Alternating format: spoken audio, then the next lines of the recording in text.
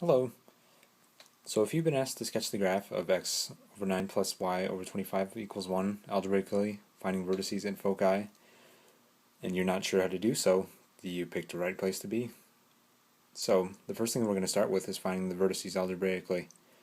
Now notice that we have an x squared over 9 plus, that's the key part there, plus y squared divided by 25 is equal to 1.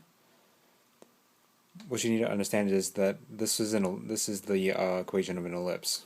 So in an ellipse, the a squared need not be necessarily underneath the first term over here, which is x squared divided by 9, and it's actually the a squared is going to relate to the one which is the bigger number. So in this case, your a squared value is 25, and it's under y. B squared, on the other hand, is going to be under the other value, x, and c squared is unknown until you figure out what it is using this little equation right here. So if c squared is equal to a squared minus b squared, this is how you find your foci. So c squared is equal to 25, given to us right there, minus your b squared value, which is 9, given to us right there. You end up getting 16. So c squared would be equal to 16, and when you take the square root of that, you'll end up with c is equal to c plus or minus negative 4. Doing the same thing to these right here, if you take the square root of your a squared, you end up with plus or minus negative 5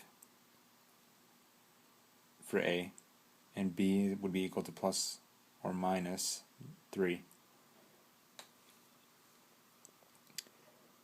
So c is your value for the foci, and in this case, the foci and the vertices, which are like this, they're always going to be together on the same axis.